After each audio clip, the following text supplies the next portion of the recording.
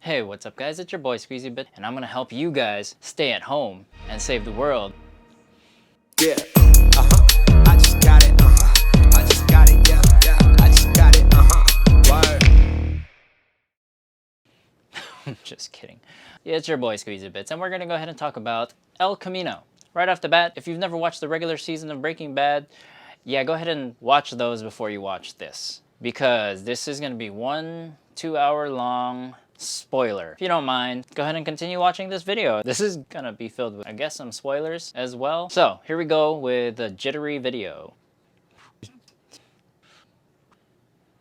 The movie continues from where season 5 left off. Walt is gone and has helped Jessie escape from the meth kitchen using Todd's El Camino. Cops are scrambling every which where to try to find Jesse Pinkman, who is America's Most Wanted. Lots of the beginning of this movie is set up in typical Breaking Bad fashion, kind of like a story in a slow cooker or a build-up for a roller coaster. Also reveals what happened to Jesse when he was enslaved by Todd's uncle. The beginning of this movie shows Jesse Pinkman having PTSD, and for some reason after the first act loses PTSD, and I kind of wish that they kept him with a PTSD and played around with it a little more. And the story is very reliant on nostalgia, and because of this movie has a whole bunch of flashbacks. And unlike the 5 seasons of Breaking Bad, Jesse Pinkman isn't as conflicted as I kind of wish he was, because in the regular season he's a more broken person, like we all are, kind of broken person, and he's more relatable. He has a lot of moral dilemmas in the first season, and this time he kind of has one, but not really. Maybe it's because in the first 5 seasons of Breaking Bad he served as the moral compass, contrast to Walter White. But since Walter White's not in this, whose morals is he trying to navigate? Really, this entire story is Jesse picking up the pieces and escaping Albuquerque. In comes a new character, and here's the biggest problem: when your story is reliant on nostalgia. Neil Candy gets introduced to Jesse Pinkman as the final roadblock for him to be able to escape ABQ. But they try to do it Breaking Bad style. The writers create a couple of loose ends, and then the episodes are separated by 7 days. Here, the writers create the loose end and tie it up in the same breath. It's kind of like having a baby gender reveal at the same time as you tell your significant other that you're pregnant. It's really awkward. So the first time I watched it, it almost worked. It's as if the writers were hiding it. The first time I watched this, there was an 6-year gap. Breaking Bad season 5 episode 16 ended in 2013, and the follow-up movie of El Camino didn't really come out until I believe 2019. And because of that gap, I was almost caught the first time. I don't quite remember that, but it must have happened. Everything in this movie has mostly happened in the regular season. But this time I watched El Camino. It was after binge watching 5 seasons of Breaking Bad. You know, quarantine life. It kind of makes me feel like they're just using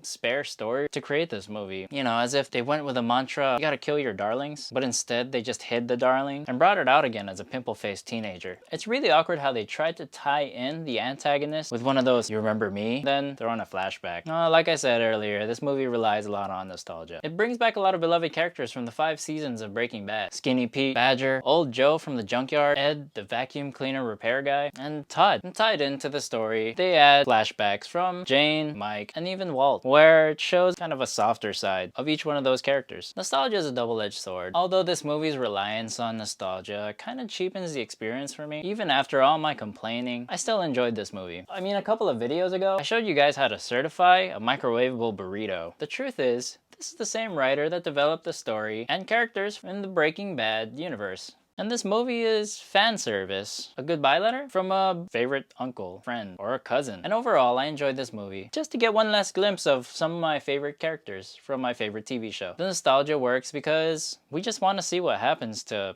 Jesse Pinkman. And as fans, we're all disturbed for him. I believe everyone that has watched the 5 and 10 seasons of Breaking Bad will enjoy this movie the same way I did, as a cool-down lap after a marathon. This isn't really the Breaking Bad movie that we wanted, but it's a Breaking Bad movie. Well, that's all I have to say. If you like my content, go ahead and like, subscribe, leave a comment down below. Tell me if you're gonna watch this show, or if you've watched the Breaking Bad series, or check out my friends at the Geek Bros. I sent in a video for them last week for their episode 99.4 is their road to 100. The link will be down below. And we'll see y'all.